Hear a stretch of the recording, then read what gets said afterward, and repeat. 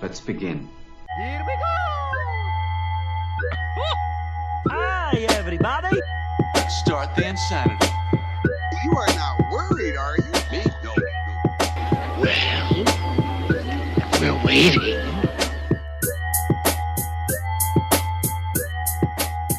Hello, welcome to Super Media All-Stars. We are a weekly podcast, and tonight we are talking about movies.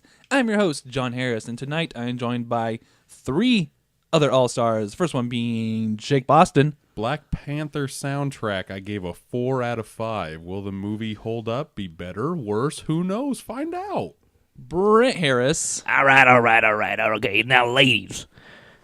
Now, we're about to break this thing down here in just a few seconds. Now, don't have me break this thing down for nothing.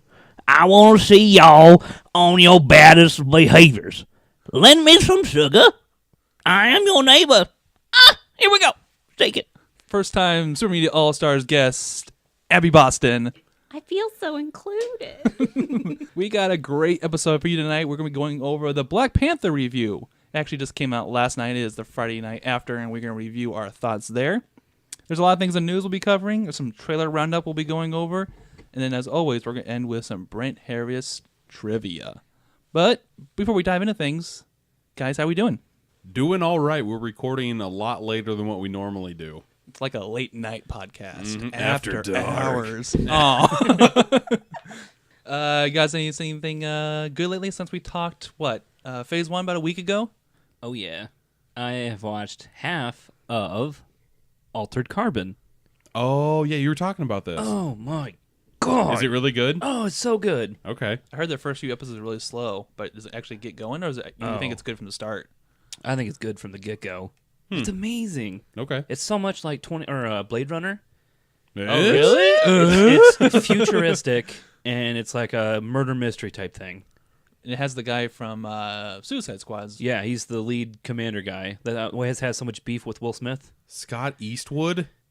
Now, That doesn't sound good to me. It's so good. This has been picked up by a few entertainment sources that people want more of this. Yeah.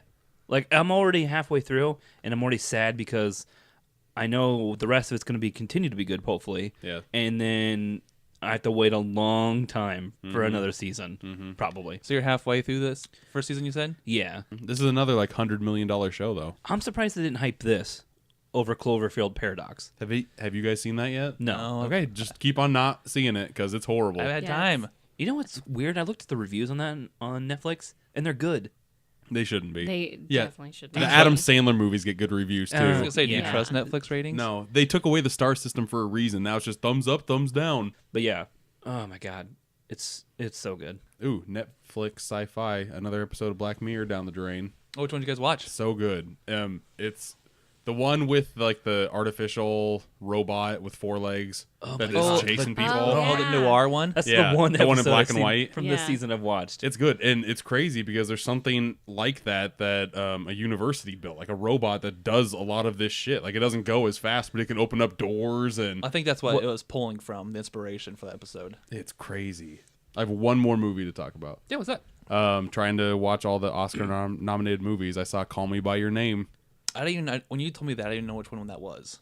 It has Armie Hammer and oh god, I can't remember the other actor's name. He's been really big this year, but And an infamous peach. yeah, movie? yeah. 2 men are lovers and they're trying to figure out themselves. 'Cause I don't remember hearing anything about this. I mean, it's very artsy. yeah. I gave it a 3 out of 5. I wanted to like it a lot more, but there's not a lot. it's just a personal story between these 2 people. But there is a scene. Spoilers if you don't want to know anything about this movie, but I have to hear your Have to guys' share it. I won't reaction watch to this. it, so The kid, after having a sexual experience with Armie Hammer, they live on a peach orchard. So he just has a peach in his room. Oh no. And he decides to break it open with his thumbs and start fucking the peach. That's so But weird. okay, that But isn't even the weird that's not part. even the end of it. Yeah. So good. So he comes inside of this peach and no. he just kind of sets it on And on a stand and falls asleep.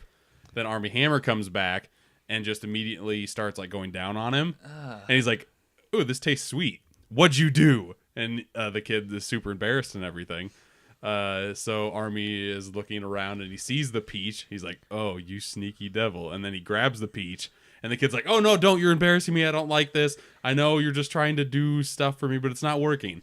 But Army Hammer takes the peach and licks it. No. Yep, he does that. And didn't you say the kid starts crying? Yeah, the kid is so embarrassed that he starts like crying and weeping because he's just trying to like experiment, and because this is his first gay altercation. So What the fuck? This is why I don't follow this stuff. I have 2 more left. I have Phantom Thread, which hopefully I see with Kevin, friend of the podcast. And then there's Darkest Hour, which I really don't want to see because it looks so boring. Even though Gary Oldman's going to win the Oscar for Best Actor, I just don't want to see it. For one small mite, one tiny bite, of this fantastic. All right, guys, let's go ahead and jump into the news portion of our show.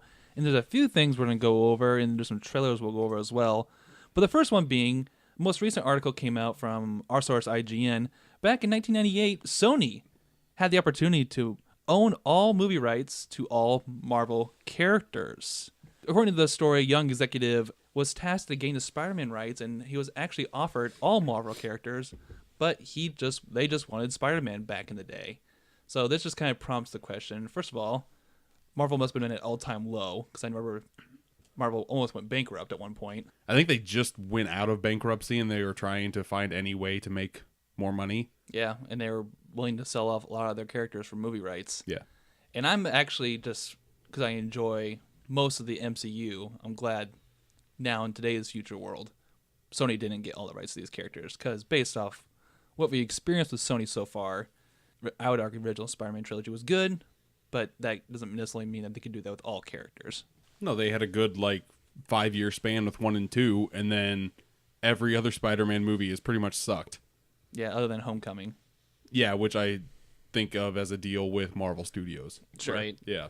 This news I would have found more interesting. I mean, I thought it was really interesting, number one, but I would have liked it if they would have gave prices out as to sure. what they paid for Spider-Man to what they could have paid for everything. Well, if I remember correctly, I think the IGN article said they could have owned...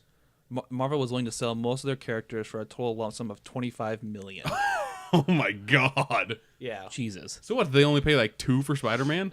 I don't remember. They didn't give that statistic. Wow. But compared to what the MCU is making now, $25 million is like a chip on the shoulder. And Sony really stuck with that too, because they only kept Spider-Man when Fox bought X-Men and Fantastic Four. Yeah. Very strange. Well, back then also licensing wasn't a huge deal like it is now. Yeah. IP properties are a big deal now. I'm okay with it. With what Sony's done, Oh no, I'm fine with Yeah. it. This this worked out for the best. Yeah, we have no idea how comic book movies would be if Sony had everything. I'm guessing they would be horrible.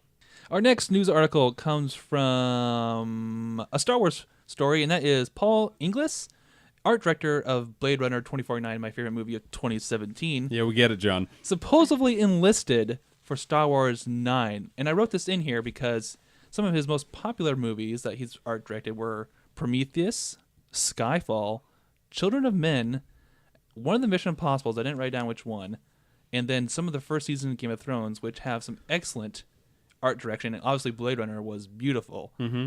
I think this is a good sign for Star Wars Episode 9, because I enjoy the art direction of Star Wars Last Jedi, but if it got a little more sci-fi and more-ish and surreal, like Blade Runner looks, that would be awesome for me. We'll see. What I get from this art director is that he doesn't really have just one style. Children of Men is very bleak and not show-offy at all. Just kind of hides in smoke and that type of stuff. Skyfall looks very pretty, especially that one fight scene with all the glass in that building. Yeah. Remember that shit? Oh, it looks really good. That part I could see kind of being like Blade Runner 2049. He takes that concept and just takes it up to the ninth level. I think of Prometheus and just how eerie and creepy that spaceship was. Sure. And just imagine a dark side something in Episode 9 where that, imagine if he had a role in The Last Jedi in creating a cave. Mm-hmm. Prometheus would be the inspiration for that. This guy has a good resume, that's for damn sure. Yeah, so I'm totally stoked. I'm not sure who the art director was in the first two, but I think this is a good sign for 9. Mm-hmm. 9's got a lot of hype to live up to at this point. Our next news comes from the Harry Potter world, and that is director Chris Columbus, which just sounds like the most American name ever, is hired to write and direct a Five Nights at Freddy's adaptation. I don't know if you guys know anything about Five Nights at Freddy's, but it's a video game that takes place in what is an alternative Chuck E. Cheese, pretty much, entertainment center for kids.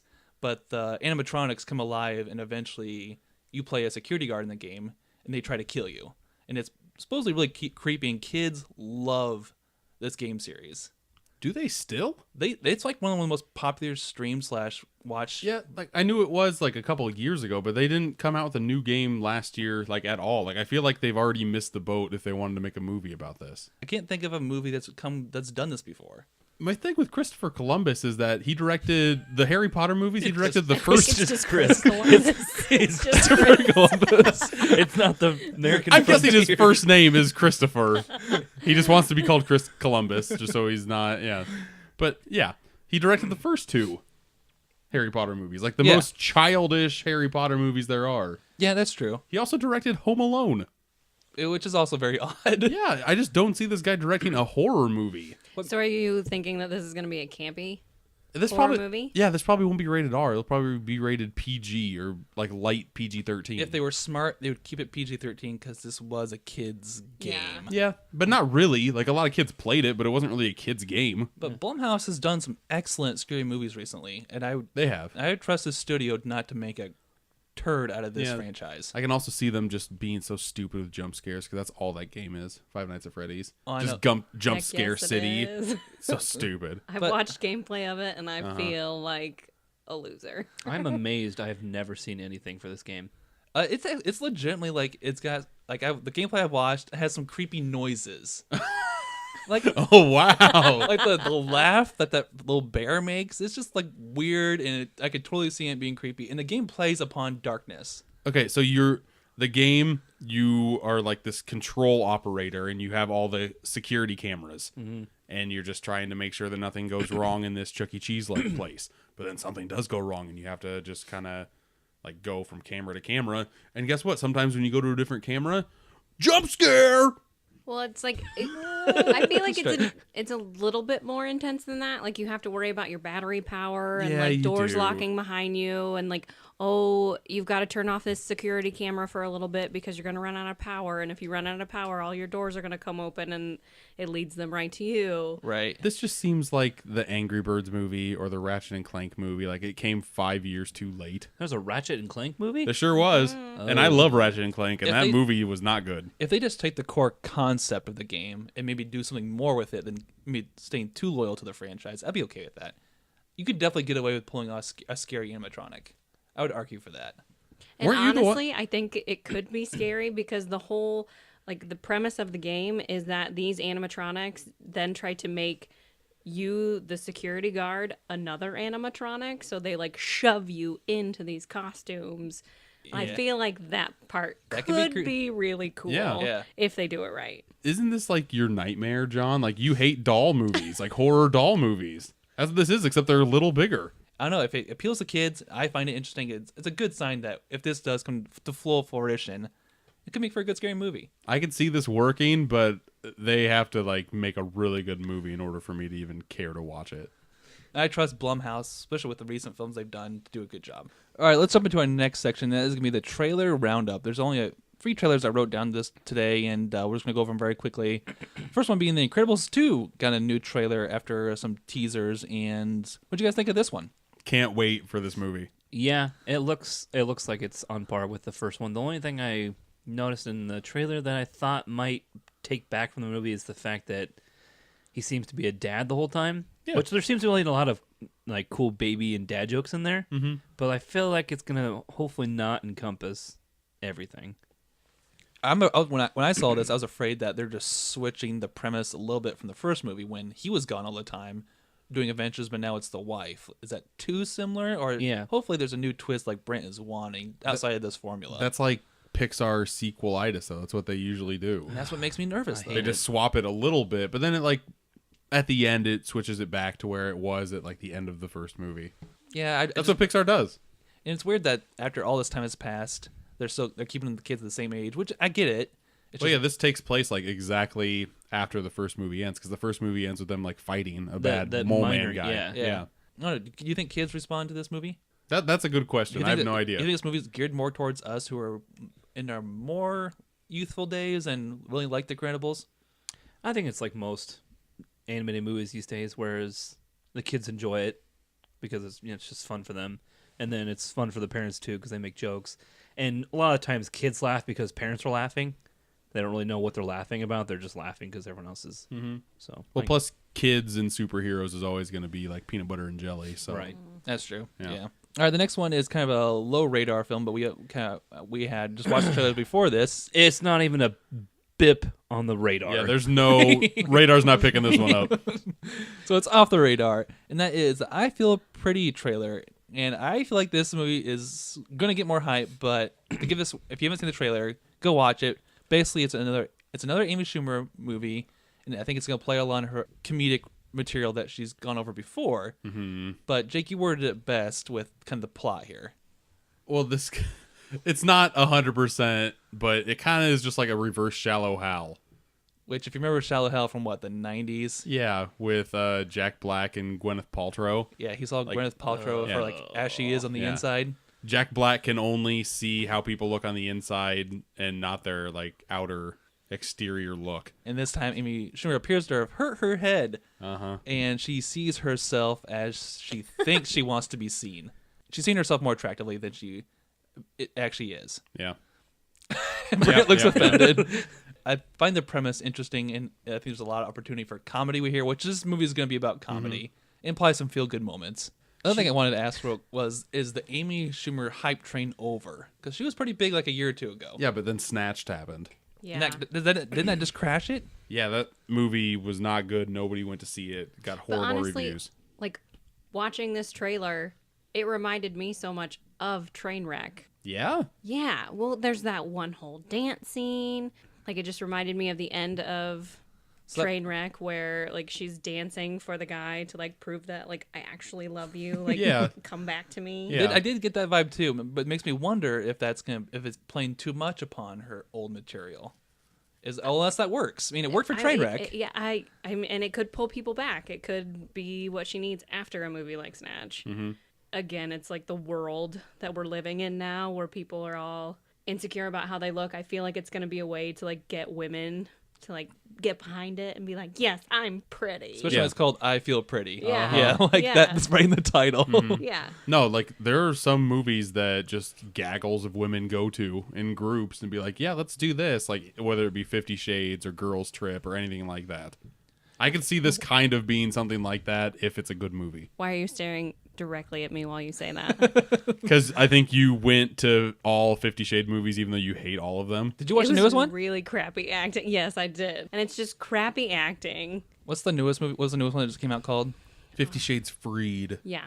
And if you had to give the So Many All-Stars Abby Boston 5-star rating, what would you Oh, give? God. 1. 1 star? That bad? They're probably all like 1 stars, like 1 to 1.5. Like this, it's all just really bad acting. Why can't these people just go watch a porno? I know, right? Like, just make that jump, you. It sounds like the acting is pretty much on par. Right? It is. We probably should move on. All right, and our last trailer is actually one that was came out 2 weeks ago. We just happened to skip over it for the Super Bowl episode, but that was Ant-Man and the Wasp trailer. I love Ant-Man. I like that. The first one I remember liking okay, pretty good. This trailer has me nervous though. Not Does really. it? It does. Okay. I didn't really find it funny. It had, like for adventure, it seems exciting, but I didn't really find it too funny. Well, a lot of Marvel movies, especially in Phase 3, take themselves very seriously, and there's a whole bunch of like big things happening. And in this one, like if you just want to have like a fun romp with your girlfriend who is now a superhero as well, I think that can work. This trailer didn't really work for me either, though, if I'm being honest. Yeah, and I can't remember the actress's name. She was also in the Hobbit movies. Evangeline Lilly. Yeah, I don't really care for her. I like her a lot. I liked her in Lost. She's hot in The Hobbit. But she's not. Oh, She's God. not like a good character. What? Yeah, don't judge anything from The Hobbit because they're awful movies. There's another actor from The Hobbit They're decent movies. in the movie we just saw and they're going to review. They're not decent. They're decent. They're horrible. They're okay. They're 9 hours of a movie that Of should be 2 hours. amazingness. No. Do you feel like you've seen what the majority of this movie is going to be from this trailer? No. I hope not. I've seen Ant-Man twice. The first time in the theater, I really liked it. I liked it quite a bit. Heist movie, folks, okay? I love Yeah. heist movies. Second time I watched it, I thought it was just okay. Yeah. But I feel like that's how we felt for like all of phase 1 is we thought we liked it in the theater after we watched it, and then we watched it for the second time and we're like, wow, this did not hold up. You know what this actually kind of reminds me of? Mr. and Mrs. Smith. What? No way. What? Oh, because of the like. Like they're back and forth. I think like they like each other, but they have like this where they kind of just like make jabs at each other the whole time. Yeah, I get. Yeah, not plot wise, but yeah. Yeah, no, not plot wise, just Okay. between their relationship. Did Ant-Man end with them being a couple? Yeah, Did it? I couldn't remember. Mm-hmm. But he still has a daughter, and it's they not. kissed at the end. Remember? Yeah. Yeah, but that doesn't exactly imply relationship. Yeah. Oh, does Whoopi imply relationship? Whoopi Goldberg's in that movie? I think actually too the best thing about the trailer and most excites me for the movie is the more of the like shrinking and enlarging. Yeah, that stuff's always Yeah. fun. Yeah.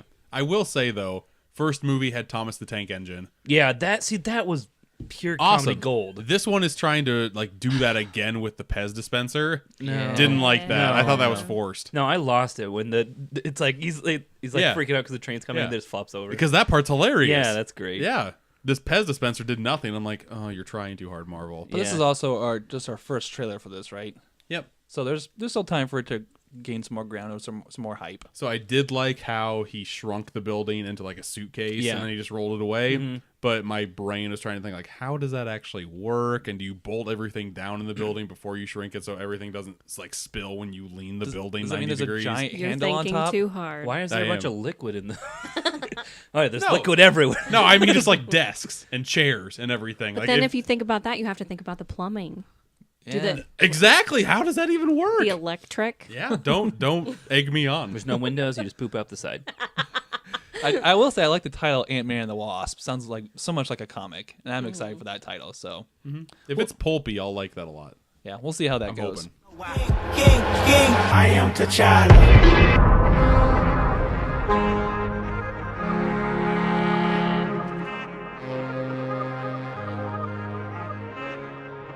All right, guys, let's go ahead and jump into the meat portion of our show, and that is going to be the Black Panther review. We saw this opening night Thursday. Now we've had 24 hours to let it seep in, Marinate that meat. How we're going to do this is the first part will be spoiler free. We're going to do some overall thoughts on the movie. We'll go into some spoilers after that, and then we'll end with a spoiler free section going over some numbers and our review at the end. But guys, after watching and leaving Black Panther, what are your overall thoughts on this movie? I like it. It's a really good origin story, like one of the better origin stories Marvel's ever done. Okay. I thought it was different enough to separate itself from other Marvel movies. Okay. Oh yeah. I think it'll be interesting to see how well it fits into the larger MCU scene. But for its own standalone film, if you watch it from beginning to end, not thinking of other MCU stuff, like it's a good standalone movie, and there's enough going on here. Like you don't really concern yourself with what's going on outside of our main setting here, which is part of the movie actually. Mm-hmm. So I really enjoyed it. I would say the action wasn't quite up to par to some other MCU movies, because that's some of the parts I like about MCU movies action. But there was other stuff that compensated for that here, and we'll dive into this more later. But great villain, great soundtrack, a lot of good stuff here going on. Mm-hmm.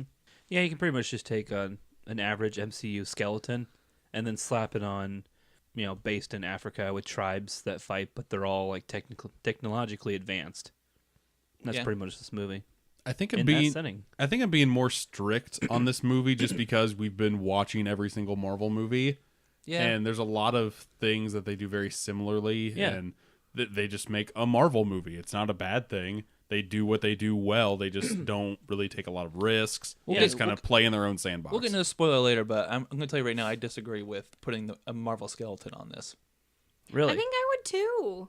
Okay. I mean, I feel like they did a really good job. It's a great origin story I'm just saying, like, the script as a whole, plot point through plot point, very much like a lot of other origin movies that Marvel's done. We can talk about it in spoilers, but yeah. Yeah. Yeah, what you guys think of, just this is also still general thoughts, no spoilers here, but compared to other MCU movies, I think there's some really good CG here, but me and you, Jake, talked afterwards, there's also some really bad CG here. Woof. Like, some of the worst CG I've seen in one of these movies. It was all towards the end. For me, Well, that yeah. was when the bad CG That's what I'm happened. thinking, too. Yeah, I noticed the bad CG that you were talking about. I actually saw it later than them, but and then there was one other time that was really early in the movie. And I don't know if it was CG, but there's some imagery in this movie. Yeah. That, well, it's kind of spoiler. We won't go into it, but I really liked the visual aspect. And I'm guarantee CG was involved in some aspect. Definitely. I mean, even when we first see Black Panther, Yeah. it didn't look good. Like, Him in a suit. even when it was, like, covered in shadows. Sure. That's what I'm talking about. Like, when it was, like, pitch black and then you could just see him via gunfire. Yeah, I thought that looked garbage, too. That was from the trailer, and so this isn't really a spoiler, but you can see, there's a scene where you're talking about when he's in the tree, and the flashlight looks up at him. Yeah, and then, like, when he's jumping on jeeps to attack people. Yeah, Yeah. I got you. I just think the fluidity of his movements didn't look realistic to me. And I No, think and that's what went in the negative for me. It reminded me a lot. It felt more like a Spider-Man movie, but Yeah. like ground-based. But maybe that was the point, because part of Black Panther is he's supposed to be have these more fluent or flexible reflexes. But I didn't have a problem with Spider-Man in Homecoming. I liked all that CGI. Oh, but this bothered you, legit. Just that's weird.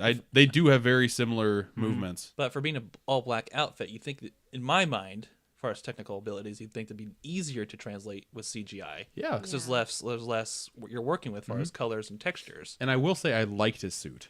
The His suit suit was looked cool. really sharp. Yeah, it was cool. I just don't like the way that he moved in it. We'll It's very talk weird. about more suits later, because there's actually Yeah. some cool things about his suit we'll dive into a We're little trying bit. to be very vague. I mean, but he is a Panther, so I Yeah. feel like it fit what his character is. Yeah. So The main thing I really want to talk about is what we're going to dive into next, and that happens to be spoilers. So if you're listening, jump ahead to our spoiler-free section. But our next big subject, and I think everybody's here is excited to talk about it, is... whoa. Spoiler. Spoiler. No, you got worse. You progressively got worse. Where are my dentures? It's like you saw the disbelief in our eyes, and you just got worse. All right, so now we're into the spoilers section. We're kind of just going to go through this by character, and there's some other themes and scenes we're going to go over. But the strongest aspects to me about Black Panther were the characters. And I think the easiest, probably the most fun one to talk about will be actually the villain. We're starting with villain, huh? Yep, Killmonger. And that was played by Michael B. Jordan. I'm just going to kick in, and you guys can chime in at any point, but I think this has been one of the best Marvel villains we've had so far. I would agree. I don't even know if I count him as a villain. I liked him so much. Antagonist. Let's call him Yeah. antagonist. Yeah. Well, I mean, I feel like Loki's the same way, except like when Loki did something bad, I felt like he was a douche and he was doing something bad. When Killmonger did something bad, he had a good reason for doing it. I mean, he is a villain. I just never really saw him as a villain. I saw him in the right, and Well, not completely in the right, but like he had good intentions, maybe. not even good. I think he had a reason for doing it, and the way he went about it wasn't great. He wasn't putting people on equal ground. see, that's so interesting to me because for me, he seems more like a muscle in your face Joker. To me, he just seems like a guy that wants to see everything burn. I didn't get that from him. I get where you see all the muscle, like the aggression, because even all of his scarification is every person that he's killed. Like he's trained for this moment to like come challenge for the king, for the throne.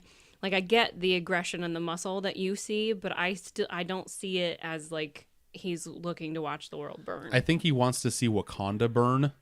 Oh, no. I think he does. I think he wants to see Wakanda take over the world.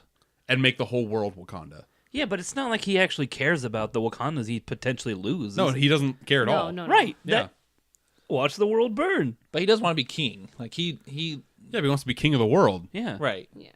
And not like Leo. Yeah, but that would still imply he wants some kind of order than him being on the top. He just wanted power. You think so? Yeah. I think so. I think he wanted. I mean, it's not just that. I'm being as broad as possible with my answer. Well, I would argue that Killmonger's emotional side was that he's seen the devastation of war and improper power in place, and he thinks he can be the difference that upsets the injustice, but more in his favor. I think he grew up In the projects. He's seen what that has done to people, and then his dad has told him these stories of Wakanda and these people like having like every opportunity, like all these technological advances, and just how unfair it really is, and that's what got to him. To compare him to T'Challa, T'Challa's more of definitely a traditional king in the beginning of the movie. Yeah, trying to be like his father. Yeah, and Killmonger very much represents a more revolutionary aspect to it. And that's kind of the contrast we get between these two. Back to our original point, I think it's never been as clear that we liked this villain as much, and that the intentions are getting in this gray area where a lot more MCU villains are a lot more clear cut on their intentions of. Yeah, this one you kind of felt for him because Right. these people have everything. Why aren't they helping? Well, this movie starts thinking that one guy is the bad guy, the main bad. Yeah. And then he changes things to where Killmonger's the bad guy. Well, that in our main character we'll dive into here next, T'Challa, he starts off the movie in the mindset of his father and the rest of Wakanda that they need to stay a hidden society to protect their own walls and not expose themselves to the world. Then when T'Challa learns about Killmonger's story and what his dad did to his brother's family, that he kind of does a 360 and almost agrees with Killmonger. It's just not the same way he's going about it. Not to the extreme. Yeah, very rarely do we see the protagonist and antagonist actually share some values towards the end. Yeah. Yeah, no, that the ending was really strong. Yeah. Because they're cousins. Yeah. So if his dad made the right decision and brought him along, they could have been best friends. And like the way this movie ends, I really didn't want Killmonger to die because they were both fighting for something very similar. And if they would have just like sat it out and talked, they could have been fighting side by side. And you almost got that kind of sense that Yeah, maybe it was going to be a like- chance of that. I wanted that really bad. I did too. You just think of everything that could have happened. Yeah, there's like one big mistake that led to all this bloodshed. Yeah. Yeah. As much as we can keep talking about Killmonger, we got to keep going down our list here because there's a lot of good characters in movies that we probably should get to. The next one being we kind of already talked about him, but T'Challa, and he's actually kind of like I want to call it a beacon for the rest of these characters to be around. I don't say he's the strongest character in this movie, obviously not because of a villain, but he very much serves the hero here to a very standard role, I would argue. Yeah, I didn't really like him in Civil War. I thought he was just like very generic and he doesn't have this like charisma to him. And I feel like in this movie he still doesn't. Like I think he's like one of the weaker parts. I will say that, I mean, we got an introduction to him in Civil War, so he's had time to get the hype, and he's had his hype in Civil War. So he's not as important for the hype in this movie. I would say he's definitely carried by other performances in this movie, but he still gives off a very kingly vibe to me. Anytime he's out of the suit, I just don't care. Like I become very uninterested. Really? Like Iron Man 3-ish? No, I mean because that's always Robert Downey Jr. Robert Downey Jr. has a personality. I don't think T'Challa does at all. Not in 3. We're not talking about 3. We'll talk about 3 during Phase 2 because I've got some things to say about Iron Man 3. But T'Challa in this, I mean, towards the end he has a personality of his own, but towards the majority of this movie he was just like doing what he thought his father would want. And see, I feel like maybe that for me is where it came into like a cookie cutter Marvel scenario. Yeah. Where he is like the hero. He's acting as the hero because he's thinking he's doing what's right. And like it's very basic in that sense. So do you think it was more Marvel stereotype or less of a Marvel stereotype? One of my favorite scenes is when he tells all his answers like, you guys were wrong. Yeah, that part's awesome. Yeah. That's probably the best that- acting from him in this Yeah. movie. Is that Yeah. place called the Ancestral Plane? Yes. Is that the Yeah. name? Ancestral plane. All 3 times they go into that, I liked a lot. It was awesome. It was really Yeah. well done. But for another character we got to get into real quick is Nakia, who was T'Challa's like old girlfriend / friend, and now obviously there's a new romance going on. I liked her character; kind of gave a nice balance to T'Challa's royalty. I didn't think she offered a huge portion to the. Yeah, I didn't either. Yeah. There was a handful of people in this movie that I thought were key points. Mm-hmm.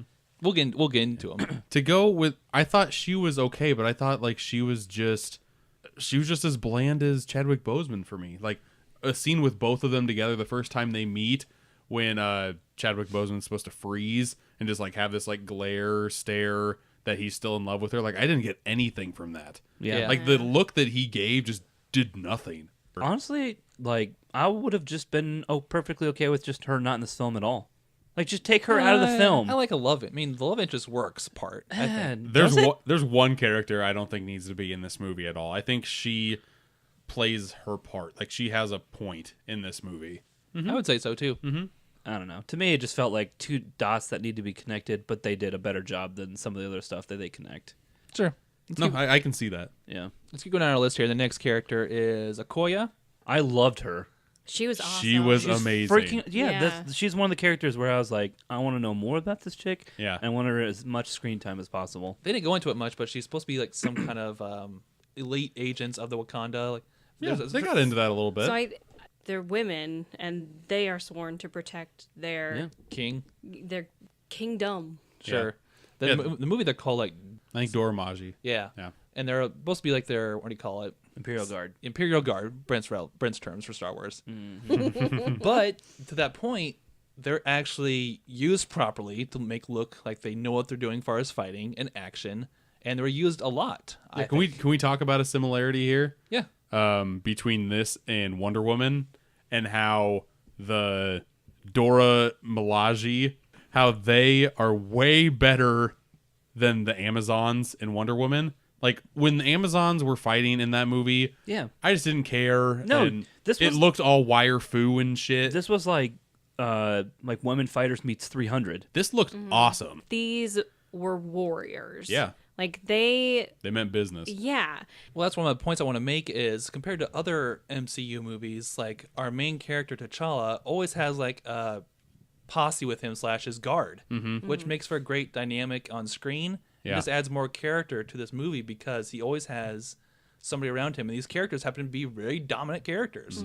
It's weird because like I love his character in the other Marvel films. Civil War. Yeah, I love Black Panther, and I thought he was one of the cooler guys in those films.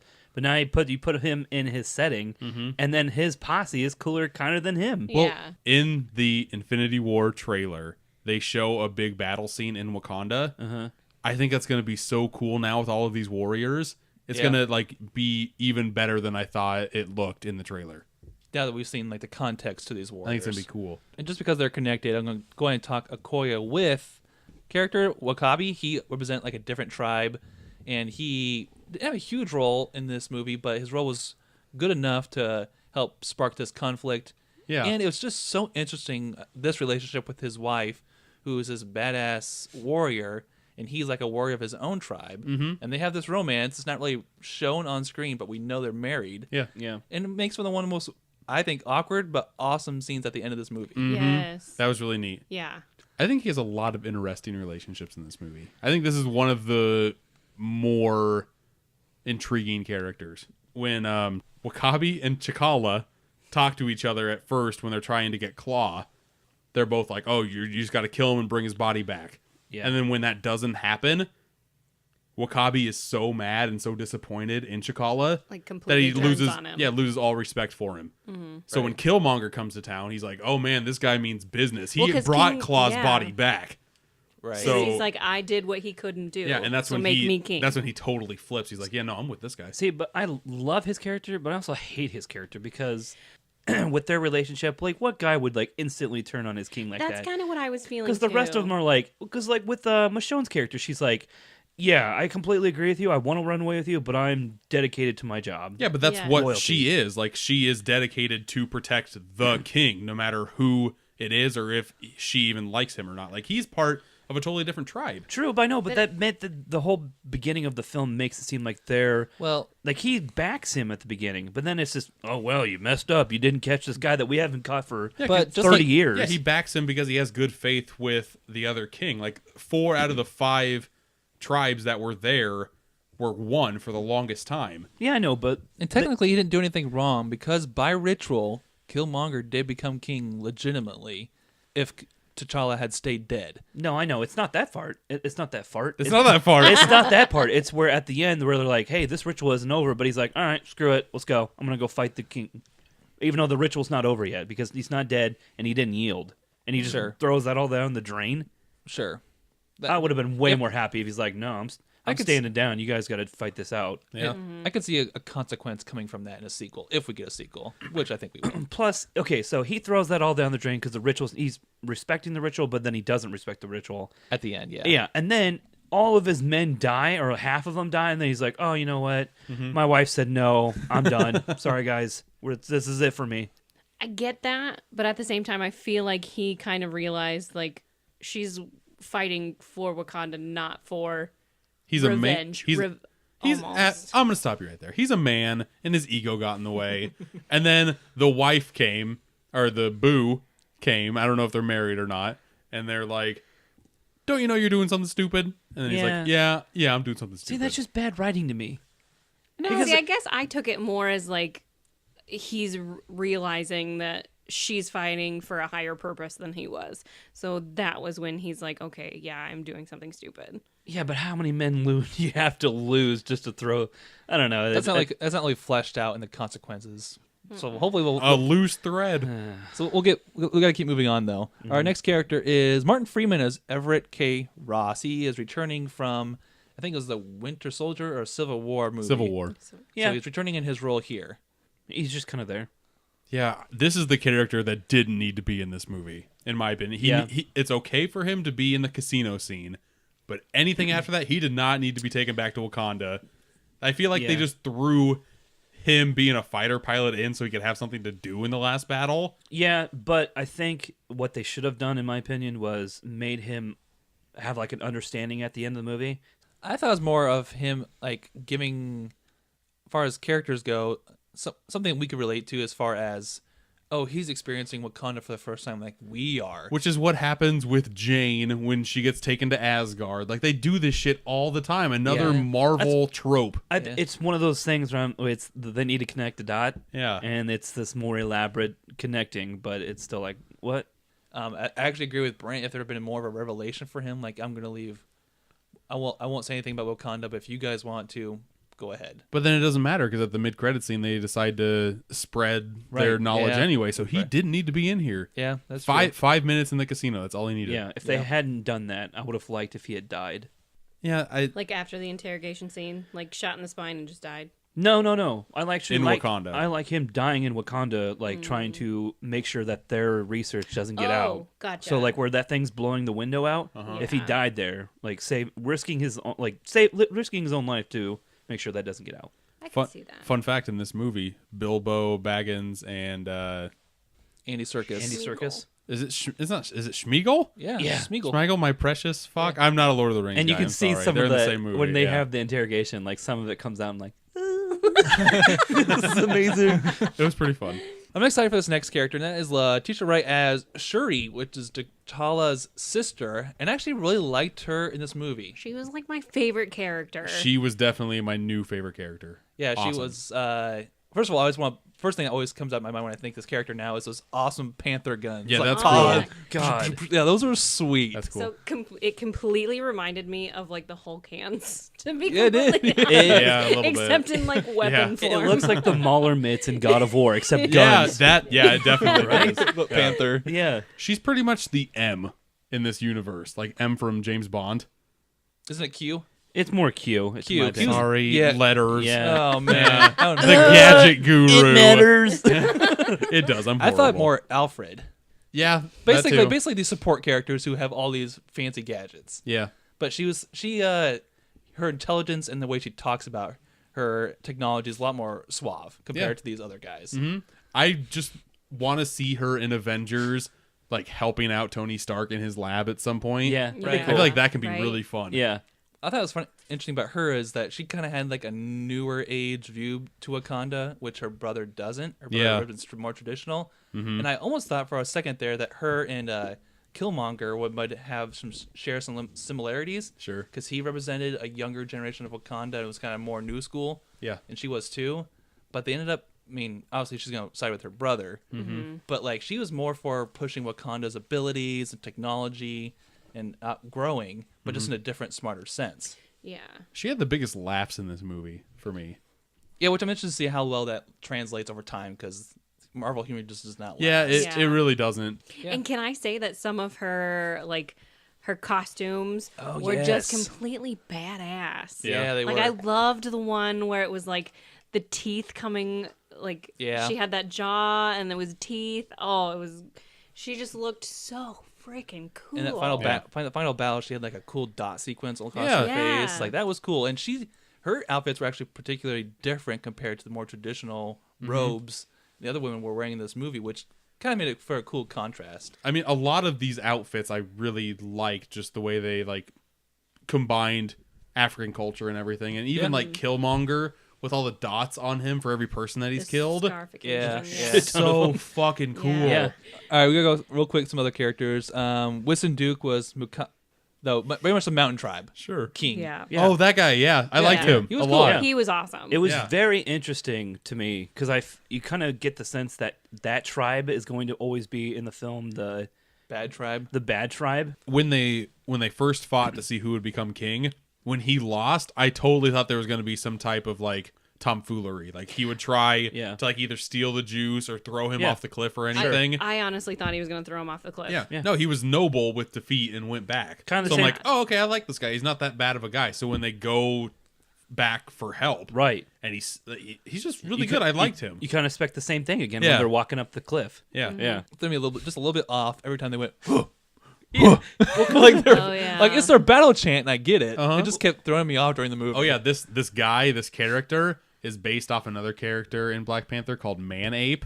Oh really? So I'm guessing. That's I mean, what- he has that's- the ape mask, Right. But I'm guessing they wanted to stay away from a character that's half man, half I ape. was gonna say Man ape is actually like full on half gorilla, half man. Yeah. Yeah, and I feel like that could have gone, even though it was like in the comics, like a done deal. Like I feel Like, like, that'd it be- would not have crossed the Plus- border very well. Right. Of all the tribes bases, that guy was badass. Oh yeah. Yeah. That like giant gorilla holding off the thing off the cliff. Yeah, looked was really awesome. cool. Mm-hmm. Yeah.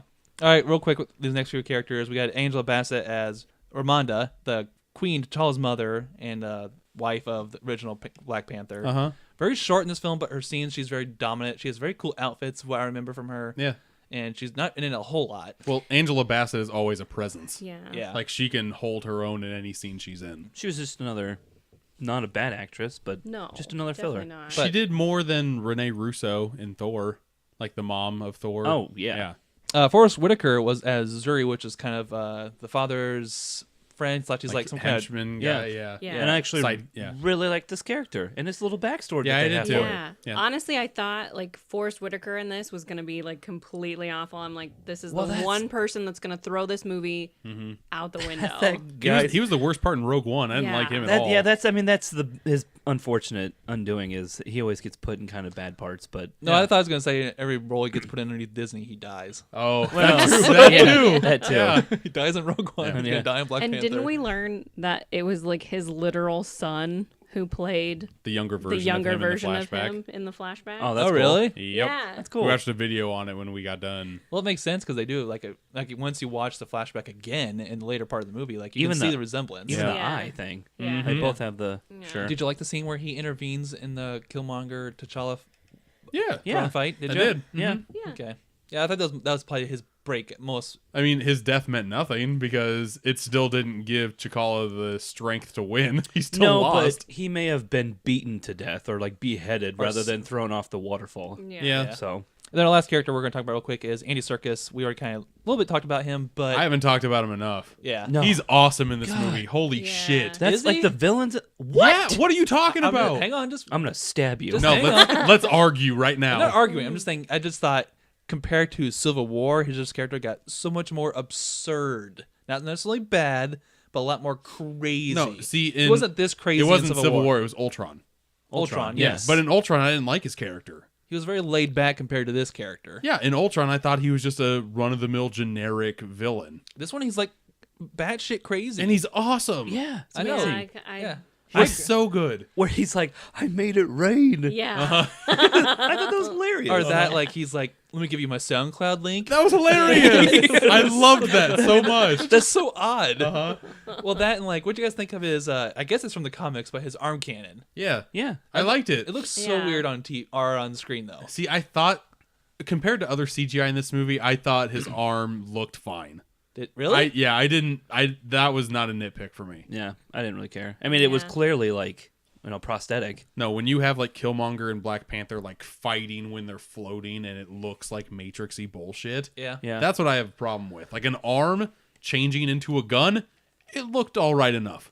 Yeah, it's just nice that he gets his time to shine to be in a movie and he holds his own. He was awesome. Yeah. And Lots of movie is based around Wakanda and the city. Far as just the setting of this movie, did you guys like Wakanda? Did we get enough of Wakanda? no, we didn't get enough of Wakanda. We only got to see like 3 of the 5 areas, maybe 2. We saw 3. We saw like a throne room. We saw like some like market street stuff. And we saw Yeah. like a mine in a field. The Market Street kind of reminded me of like a very mild down Blade Runner 2049. Sure, a little Like bit. not as like More neat. earthy. Yeah, Or exactly. if you're familiar with Overwatch, it looks like Numbani.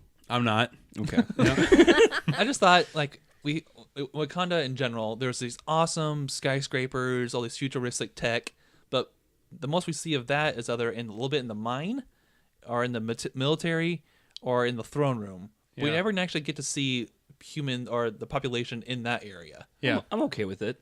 The exposure I got of it in the film, I'm okay with it. For being a big technological like advancement over anybody else, it didn't seem like that too much. Outside of like the aircrafts Yeah. and like the suit stuff. Yeah. Like the shuttles, how they levitate. Right. Like, that's the only big thing that I saw. I mean, of course, like the whole like room that she works in to make all the gadgets, but other than those 2 things, I didn't see a lot. See, I guess I more took that into like the character, like the people. Like they're not very showy people, but they have these advances. Like I didn't- maybe. I guess I didn't take like they're hiding themselves because they have this metal. I liked how vibranium they were just able to like stand that on its own to where vibranium is enough for people to fight over. Yeah, I was perfectly okay with it. I thought it was good too. All right, let's go ahead and jump into real quick the next part, and that is going to be our favorite scenes or not so favorite scenes from Black Panther. And there's actually, I think there's a lot of good things we can go over. And I'll go ahead and kick it off with one that we actually talked about earlier, and that was Jake, you had brought up the ancestral plane. Yeah. I thought as far as imagery goes, I loved the sky, and I loved you could definitely tell it was CGI, but I love the Panthers. The Panthers just looked super cool. Really? Yeah, I loved how the Panthers looked. Hated them. I liked them too. Oh, wow. That was one of the scenes I hated. I thought it was terrible. What'd you hate about it? I thought the Panthers. Just the Panthers alone, Just how they Yeah. looked. I wanted more like Jungle Book looking. And this was just like rather than shadows with shadows. eyes. Yeah. See, I like the dream aspect to this area. Yeah, it didn't bother me. I didn't take it as real as more of just like a dream imaginary. Yeah, but it's see- definitely real to him. Yeah, but everything else was so realistic except them. But I think That's what took me out of it. Like even the tree was realistic. that's what I make a point about the ancestral plane is that whenever T'Challa went into the ancestral plane, it was like where his ancestors were actually at, and it was like this nice tree with panthers. But when Killmonger went into the ancestral plane, it was still in the apartment where his dad died, because his Yeah. dad never got proper burial, which they made a point to say in this movie. Yep. So the only place they can go to for him is the apartment that It's his cool. dad died Yeah, in. it's awesome. Yeah, I didn't understand the point of that until he started crying and they talked about where his dad's death. I'm like, oh, that makes sense. It's a great scene, yeah. Yeah, I Especially love that where scene. he flips back and forth between his current body Yeah. and his kid face. Oh, yeah. Yeah, Uh-huh. yeah. That was great. It was all done. What other favorite scenes do you guys have? Okay. My favorite, surprisingly, is like the South Korea scene. Like everything about it. Like the Like the chase, or like Casino. literally start to finish them in Korea. the casino and chase. Like both of them, if I can combine both of them, I would. If not, I would just do the chase. The Sure. chase was well done. Like I saw part of that chase in a car ad, whatever car they're driving, like Audi or whatever it was, and it looked hokey as all get out. Sure. Yeah. But when it was actually shown, I liked it a lot. I thought it worked well. She was able to drive the car without actually being in the car. It was really cool. I liked it. Abby, any favorite scenes for you?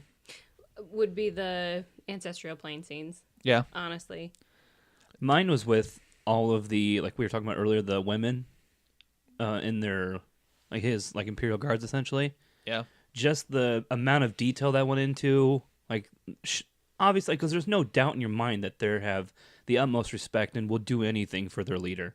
Sure. And I think that it's just such a nice touch, especially with the X across their chest thing. Yeah. I don't know. It was great for me. I think one thing that we can all agree on that we actually haven't talked about yet, it's probably one of the best scenes of the movie, is when Killmonger dies. Amazing. Yes. Yes. Very powerful. His line as he passes and his like reasoning that he doesn't want to live essentially Yeah. is perfect. I loved it. Yes, yeah. He's like, I'd rather die my own way than be enslaved to you. I loved that line. No, To be locked up, like, Yeah. I think it says locked up in chains. Exactly. Yeah. Yeah. But I mean, even T'Challa being the good guy that he is, he takes him up to see the sunset before he dies. and Yeah. even says we could probably fix you. Yeah. Maybe. Yeah. Uh-huh. Like fuck that. Uh-huh. Part of me actually wanted that to happen. I know we already talked about this, but I didn't want him to die. I Yes, know. well, I really yeah. didn't We didn't either. do. Would it be as emotional or effective if he had lived? No, I think it would have taken away from his character. And I don't know about that. If we didn't have that line, it would have definitely would have been as effective. yeah, I think it was the nail in the coffin. I could see the tone of the movie going completely south had he lived. The way that he died, I like that enough to where I'm okay with him dying. I was gonna say, I think the emotional aspect that it pulls in is more effective than what would have been excitement for him to come back in another movie. Yeah. Is what I think the argument would be there. Yeah. All right, we gotta keep going here. What's one of your least favorite scenes? The fucking rhinos. Rhinos were bad. I'll give you that. Rhinos came out of nowhere, and I think I laughed because I'm like, what the fuck is this? Well, like they made a nod to it in the beginning where he's feeding feeding them an them. apple Yeah. and they're But like, even that oh, looked- but they continue to grow. But even that looked bad. Okay. That was Yeah. bad CG. I didn't like that so much, but I mean, the African culture is so much based around the animals around them, and I wish there was more of that. Honestly, I think it'd been more effective if it was ostriches. Shut up, John. So it's like a game of joust? Jesus. I don't need that with armored ostriches. I don't think so. God, what? And did you? One other thing I want to point out about scenes, going back to the museum scene that Jake had mentioned earlier, was what was the beneficial point of Michael B. Jordan knew how to get to Wakanda, the key to get there. So what was the point of Killmonger teaming up with Circus for anything? He could have killed Circus to begin with and walked into Wakanda with him because that's what he knew. That's what they wanted in the first place. I know, but but I think they needed Circus to steal that artifact. The vibranium, yeah. The axe that was made of vibranium. They needed him to steal it, so they had a purpose to then go after Andy Serkis. But I also get what John's saying is because they've Circus character has eluded them for 30 years, so him just showing up with Circus's body, I think would have gotten him the ticket regardless. Sure. Yeah, that's true. Sure. I feel like there's a deleted scene in there that would help connect some of these things. Yeah, that's just something that crossed my mind because we know Killmonger is already a badass. He's seen his share of violence and war. We know he's more than capable of doing this all by himself. So I wish I got a little more explanation to why he needed to team up with Andy Serkis' character to begin with. But that was just a minor detail. And obviously he knew how to get there. Otherwise he would have killed Andy Yeah, that's true. after Yeah. they got to Wakanda rather Right. than before. Another loose thread in this movie. Yep. Any other scenes that really stood out to you guys that maybe weren't your favorite, or maybe we can talk about some visual effects now that you guys didn't like?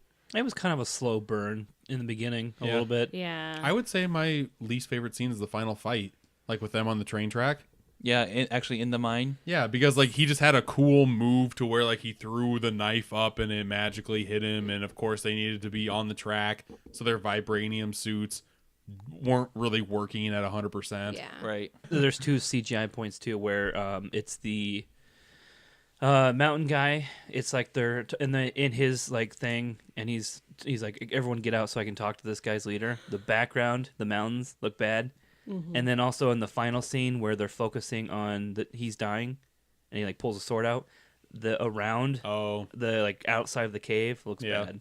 And also in that like epic fight scene where these crappy rhinos come out, like they're like spearheading all these people, and these like women warriors just look like it's just so unbelievable. They're super agile, but they can't dodge a And then, rhino. right? And then like flying away, like I get it. You would definitely like be tossed a little bit, but it just looked so unrealistic. And like I think that took me out of some of the fight scenes at the end.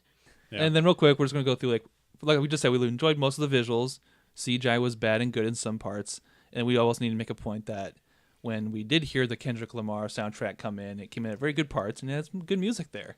Yeah. It kind of like helped give a nice vibe to some of these action sequences. No, the music was solid when it was there. The soundtrack that came out, there were only 3 songs that were used in the actual movie, which I thought was weird. Yeah, I did like the Korean scene the chase scene that used the Kendrick song. Kendrick in the Weekend, yeah. Yep, and then I actually like the credit song too. That was okay. Yeah, that's the one that's like very radio friendly. Yeah, Uh-huh. so I enjoyed that one. All right, we wouldn't be leaving the spoiler section if we didn't talk about what does this movie mean for the future Marvel universe. Some general thoughts here coming up real quick would be, we know that they're going to be introducing their technology to the rest of the world, which I think is a cue to help the world fight back from Thanos. I think vibranium will come into effect there in some degree. I would rather just see it in the medical aspect. Like helping them medically, not so much technology-wise. Yeah. I can see that. I'm just trying to think why there's a big battle in Wakanda in Infinity War. I can't think about it. I don't know if they're fighting to get all this vibranium or what. Probably. Well, I have a theory. I'm not sure if it's aligned with other theories at this table. We got a couple theories Would you like to here. go first? Couple Well, theories. okay, so and I had a theory. So it's in the Thor movies. So Heimdall is his name, I think. That's his name. The key. Yeah, guy. Yeah. So they have it. They've shown pictures of him and like his breastplate in his armor. Whereas there's this yellow piece and. It's the soul stone. You're supposed to be able to see into people's souls, and like he can see where people are. Like my theory is that it's with him, but as much as I want it to be true, I don't think it is, and I think that Thanos is attacking Wakanda because the soul stone really is in Wakanda. So he's got to take See, it out. here's my thought. So it was in the comment to begin with. It's underneath that garden and it's enhancing those flowers. That's what I was thinking, the garden part. And that infects those flowers to have the powers that they do that To affects go to the ancestral plane. Maybe. Yeah. like that. I could see. There's a lot of loose ends they got tied up with the stones Yeah. there. All right. Well, that being said, let's go and jump back into the spoiler-free section, and we're gonna go over some real quick stats before we go into our 5-star review here. That being that the opening day haul, which was a Thursday, for Black Panther reached up to 25.2 million on a Thursday night opening. What's this mean? That means that it beat Deadpool as far as February openings, but it's just shy of the record of Age of Ultron set with 27.6 million. So as far as Marvel goes, that makes it the second franchise highest opening for a Thursday night. And that's all we really had to go off at this point. And there's been projections to beat 100, 150, now almost 170 million on track, and it seems to be going in that route. So hopefully the weekend holds true for that. All right, that being said, it's time to give our Super Me All-Stars 5-star review, 5 being the best movie, 2.5 being average, and obviously 0 to 1 being unwatchable. I think we have to have the lady go first, correct? Ladies go first? Yeah, I think so. All right, Abby, what are you feeling? Thanks, gentlemen. You can ask Jake. I hate rating things, but I really enjoyed this movie. I got behind it. I got behind all the like ancillary characters aside from Black Panther, and I feel like I stuck with those characters more. I would probably give it a 4. Yeah. I'm feeling that. I get that. Very good. Brent? This was a very easy 3.5 for me. Yeah? This was good, not great, but nowhere near terrible like some of the other really bad Marvel movies that they've made, especially Origin. Like, it's not as good as Captain America or Iron Man, but it's up there with them, just underneath them. So It's also very hard to tell this early because after evaluating Phase 1 movies, these movies can wear on you over time. yeah, but the villains in this movie, between Michael B. Jordan and Andy Serkis, just the acting in general in this movie Feels it's better at just this point. so superb. Yeah, but I thought Iron Man was the best when it came out too. I was Yeah, but So I according to our rankings, it is the best. yeah, but I was so young and innocent then. Oh Jesus. All right, Jake, what are you feeling? I don't know. I'm in between a 3 and a 3.5. It's a good origin story, and that's why I think it's going up from a 3 to a 3.5, just because of that. And No, I completely agree with most what everything has been said at the table. I think I really want to see this movie again. I think we should see it again when we review Phase 3, Definitely. because I think a second viewing anytime is going to help out. Phase 3 will come out quickly, very quickly. Oh yeah. Yeah, in like 3 months. Yeah, so it's going to happen again. I'm with you guys, though. I'm at a 3.5. I feel like I need to change my rating just to fit in with the cool kids. No, you don't. You did say 3.5 out of 5 when we were in the car last night. But the good thing is you guys stand by your rating and feel good about it. Yep, you're 4 out of 5 forever. Deal with it. And then, Well, you regret your cap rating, so I can regret Every this. goddamn day. Did you say 4? I thought you said 4. She I did did. say 4. Oh, But I you just said 4.5. No, in the car No. she said 3.5. Oh. So she Yeah. would have been like the rest of us, but Last she's not. night, yeah. but that being said, if you haven't You seen, guys put me on the spot. I got nervous. go see Black Panther. It's definitely worth seeing in theaters. It's great, some visuals, great story. Go check it out. See if you agree with us or not.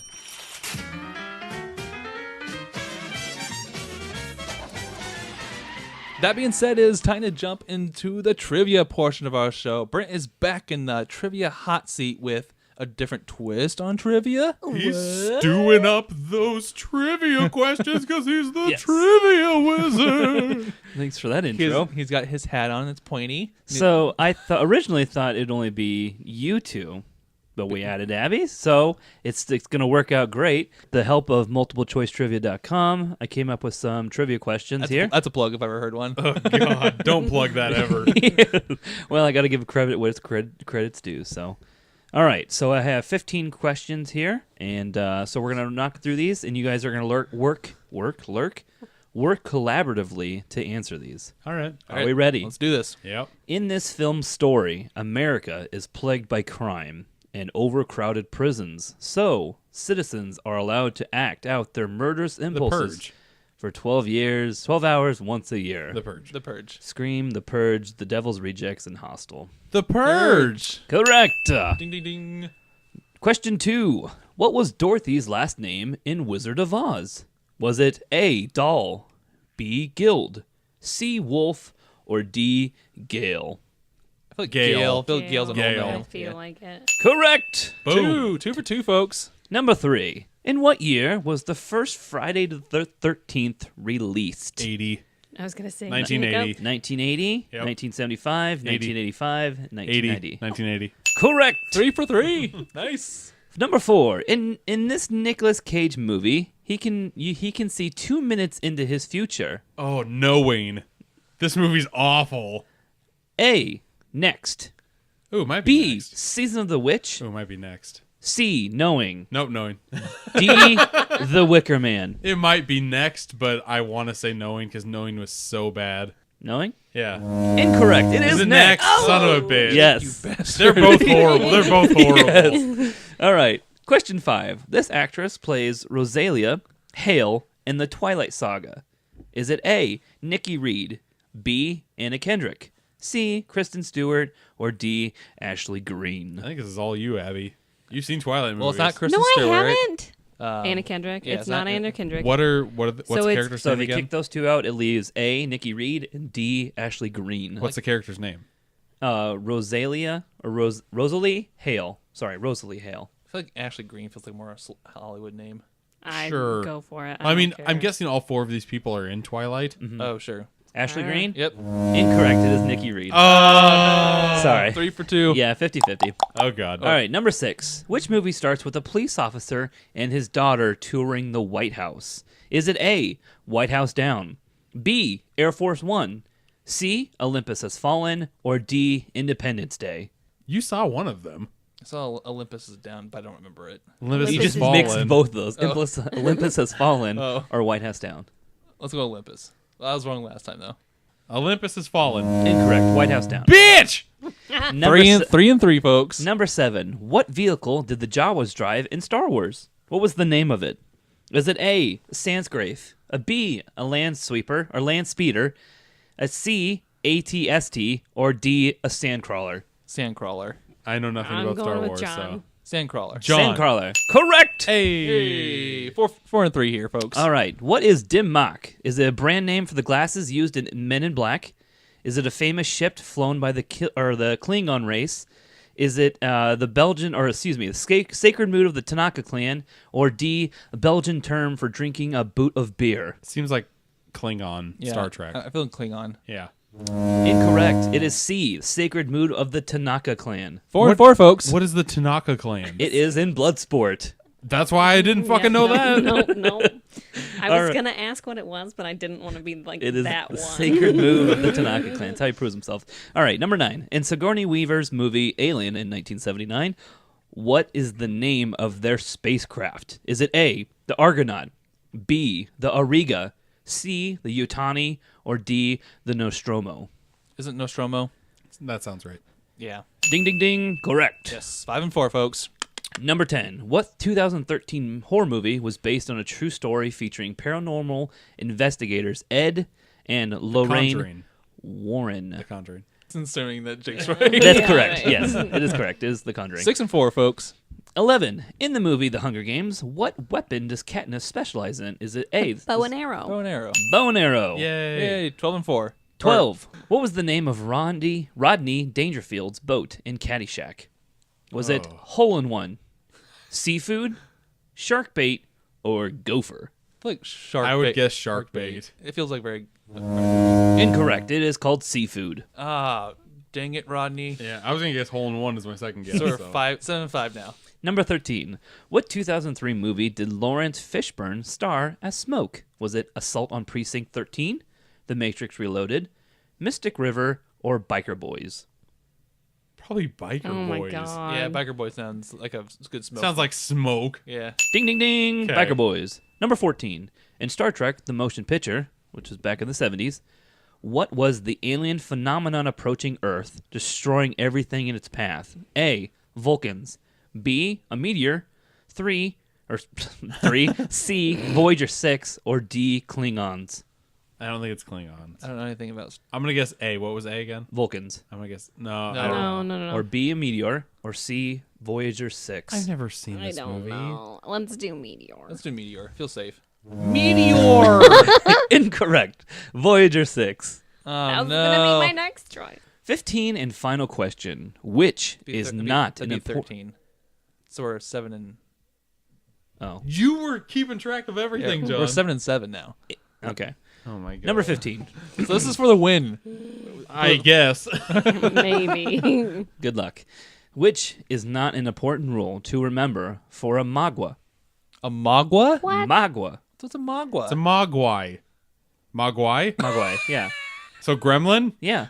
Okay. Okay. Is it A, never expose it to bright light? Oh, never feed after midnight. B, never feed it after midnight? C, never pet it? Or D, never get it wet? You can pet him. So which one can you do? Which is not an important rule Yeah. to remember for a Mogwai. You can never pet them? Never expose it to bright light. You can pet them. So it's never C. feed it after midnight. Never pet it. Never get it wet. It's C. You can pet them. Yeah, you can. Mogwais are too cute. You have to pet them. Correct. Never pet it. By barely, we won. Thank God. 8 and 7 there. Yikes. That was close. That was way too close. Impressive. That was like a trivia speed run right there, folks. Do you want to plug that shitty website again, Da, Brent? da, da, da, da, da. All right, that being said, that has been episode 31 of Super Media All Stars. You can find us on all kinds of social media. The first one being Facebook at Super Media All Stars. We post all our content there for share and liking. Please follow us there. You can find us on Twitter at SmashPod. You can find us on Instagram at Super Media All Stars. Yep. You can find my Steelbook account on Instagram at SteelbookObsessed. I'm about to start video game stuff in about a week. Nice. Yeah, that should be fun. And I think our next podcast is going to be about Annihilation. Coming out next weekend. Look forward to that. That should be good. I'm hoping that movie's good. It's getting a lot of really good reviews. It's another smart sci-fi movie, which is always good. Give me a sci-fi. I'm down for it. Mm-hmm. You can listen to us on YouTube, as we said earlier. You can also listen to us on Apple Podcast services. You listen to us on Google Play. And if you're an internet radio fan, check us out on TuneIn. Please like and follow us on all those channels. Guys, I thank you for joining me. Abby, thank you for joining us tonight. Thanks for having me. Audience, thanks for listening. We'll see you next time. Bye. Game over, man. Game over. Bye-bye. I am out of here.